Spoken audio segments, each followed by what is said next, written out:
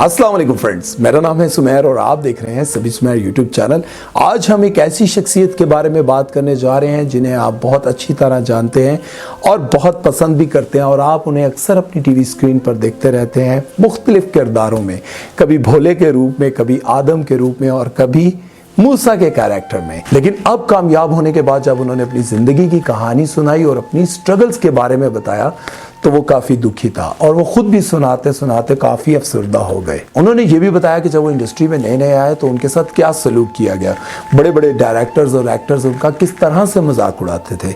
उन्होंने showbiz industry के भयानक चेहरे से पर्दा उठा दिया और उन्होंने बताया कि इस इंडस्ट्री में उनके साथ क्या क्या सलूक किया जाता रहा। आज हम इमरान अशरफ की ज़िंदगी के चैन चक्कर के बारे में आप सबको बताएंगे, तो हमारे साथ रहिएगा, वीडियो को एंड तक देखिएगा और हमारे चैनल को सब्सक्राइब करना मत भूलिएगा और बेल आइकन पर क्लिक करना भी मत भूलिएगा। इमरान अशरफ ये बताते हैं कि जब मैं नया नया इंडस्ट्री में आया तो एक डायरेक्टर ने बहुत ही मुश्किल से मुझे एक छोटा सा रोल दिया, लेकिन आप सोच नहीं सकते कि उस वक्त मुझ पर क्या बीती होगी कि जब वो ड्रामा चैनल पर गया और चैनल के हेड ने मेरे सारे सीन कट कर दिए। लेकिन साथ ही वो ये भी कहते हैं कि अगर मैं उस हेड की जगह होता तो मैं सीन कटवाने के साथ साथ उस एक्टर को बैन भी कर देता जिसको एक्टिंग नाम की कोई चीज नहीं आती। इसकी वजह वो ये बताते हैं कि मेरा ताल्लुक एक पंजाबी घराने से था, मेरे लहजे में पंजाबियत बहुत ज्यादा थी। जब मैं उर्दू भी बोलता था तो यूं लगता था जैसे मैं पंजाबी बोल रहा हूं और यही वजह है कि बहुत सारे डायरेक्टर और एक्टर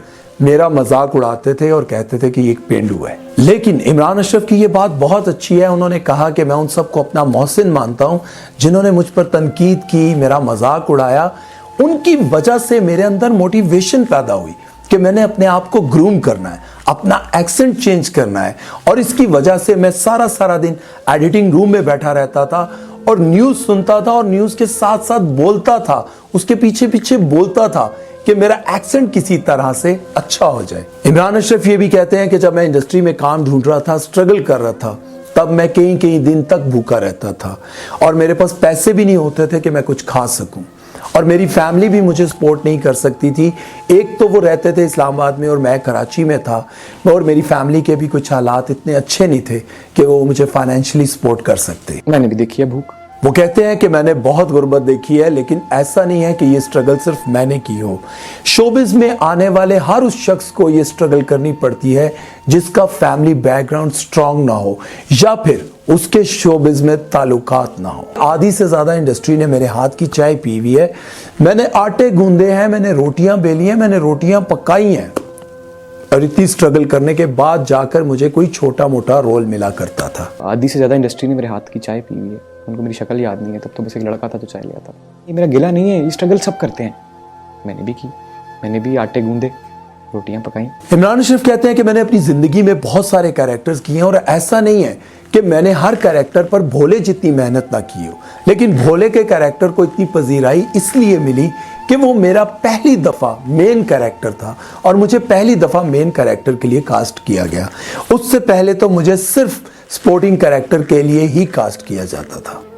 पहली दफा मुझे मेन रोल दिया, पहली दफा ड्रामा मुझ पे बेस करता। जब उनसे ये पूछा गया कि आपने भोले का कैरेक्टर क्या सोचकर एक्सेप्ट किया, तो उन्होंने कहा कि मैंने ये कैरेक्टर उन भोले बच्चों की माओं का दुख देख कर किया, उनकी आंखों में छुपे ख्वाब अपने उस भोले बच्चे के लिए जिसे ये मुआशरा तकलीफ देता है, तनकीद का निशाना बनाता है और कहीं भी उस भोले बच्चे की इस दुनिया में जगह नहीं बन पाती और माँ अपने बच्चे को कभी भी पागल नहीं समझती। वो ख्वाब देखकर, वो तकलीफ देखकर मैंने ये कैरेक्टर किया कि मैं उन माओं का दुख लोगों तक पहुंचा सकूं और मैं बहुत डर भी रहा था कि पता नहीं इस कैरेक्टर के साथ मैं इंसाफ कर पाऊंगा भी या नहीं।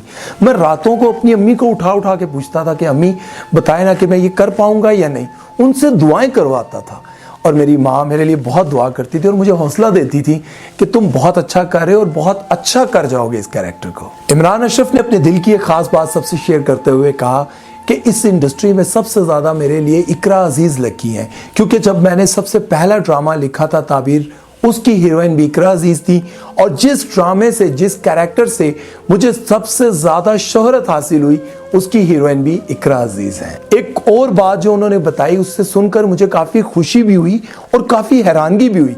वो कहते हैं कि मैं अपने सोशल मीडिया पर जितने फैंस हैं उनको खुद रिप्लाई करता हूं और डेली मैंने एक थोड़ा सा टाइम रखा होता है जिसमें मैं तकरीबन 500-600 कमेंट्स को रिप्लाई करता हूं। भोले के बाद मुझे बहुत सारे कैरेक्टर्स की ऑफर हुई, लेकिन मुझे एक ऐसे कैरेक्टर की तलाश थी जो मेरे दिल को छू जाए। ऐसे लगता था जैसे लाइट चली गई हो और अंधेरा हो और अचानक से रक्स बिस्मिल में मुझे मूसा का कैरेक्टर ऑफर हुआ और रोशनी हो गई हो। जब मैंने इस कैरेक्टर के बारे में सुना तो मैं चौंक गया, मेरे रोंगटे खड़े हो गए। और उन्होंने ये भी बताया कि मैंने सारा खान के साथ सिर्फ 2 ही ड्रामों में काम किया। एक मैंने बहुत पहले, काफी अर्सा पहले किया था, जिसमें सारा खान हीरोइन थी। मेरे उसमें सिर्फ 2-3 सीन थे और फिर अल्लाह ने ऐसा वक्त लाया कि मैं उनके साथ एक मेन कैरेक्टर, हीरो के कैरेक्टर में उनके साथ काम कर रहा हूँ रक्स बिस्मिल में। तो इमरान अशरफ की जिंदगी के चैन चक्कर से आपको क्या हासिल होता है? आप में से बहुत सारे लोग सोचते होंगे कि कोई एक ही होता है जो इमरान अशरफ की तरह मेहनत करता है और इस स्टेज तक पहुंचता है। ऐसा नहीं है, और बहुत सारे लोग हैं जिन्होंने मेहनत की और इस स्टेज तक पहुंचे। लेकिन आज की इस वीडियो से आपको क्या सीखने को मिलता है? बहुत सारे लोग ऐसे हैं जो सोचते हैं कि यार इस इंडस्ट्री में वही लोग कामयाब होते हैं जिसका फैमिली बैकग्राउंड इस इंडस्ट्री के साथ मुंसलिक हो। आप में से बहुत सारे लोग हैं जो आहत रजा मीर को सोचते होंगे, आप में से बहुत सारे लोग हैं जो ज़ारा नूर अब्बास को सोचते होंगे। लेकिन मैं आपको ये बात बता दूं, जो लोग ठोकरें खा खा कर ठाकुर बनते हैं वो अपना नाम जरूर बनाते हैं, चाहे वो शोबिज हो, चाहे वो कोई भी फील्ड हो। जो लोग मेहनत करते हैं वो एक ना एक दिन कामयाब हो जाते हैं। अब YouTube पे आप लोग देख लें, YouTube पे भी बहुत सारे लोग आते हैं, बड़ा जुनून लेकर आते हैं, लेकिन सिर्फ चंद वीडियोस डालने के बाद वो आखिरकार इस फील्ड को छोड़कर चले जाते हैं कि यार पता नहीं लोग किस तरह से व्यूज लेकर आते हैं और किस तरह से इतने सब्सक्राइबर्स इकट्ठे करते हैं। जिंदगी के किसी भी शोबे में अगर आप मेहनत करते हैं तो ऐसा नहीं है कि एक ना एक दिन आप कामयाब ना हो। कभी कभार ऐसा होता है कि आप कामयाबी आपसे एक कदम दूरी पर होती है, लेकिन आप डिसाइड होकर उस फील्ड को छोड़ देते हैं। इमरान अशरफ की जिंदगी के बारे में बताने का मकसद ये था कि मेरे सुनने वाले, मुझे देखने वाले ये चीज़ अपने जहन में बिठा लें कि अगर आप किसी भी फील्ड में मेहनत करेंगे तो ऐसा नहीं है कि आप एक ना एक दिन कामयाब ना हो। अपना बहुत सारा ख्याल रखिएगा, दुआओं में याद रखिएगा। दोनों चैनल को कर दे सब्सक्राइब। अल्लाह हाफिज़।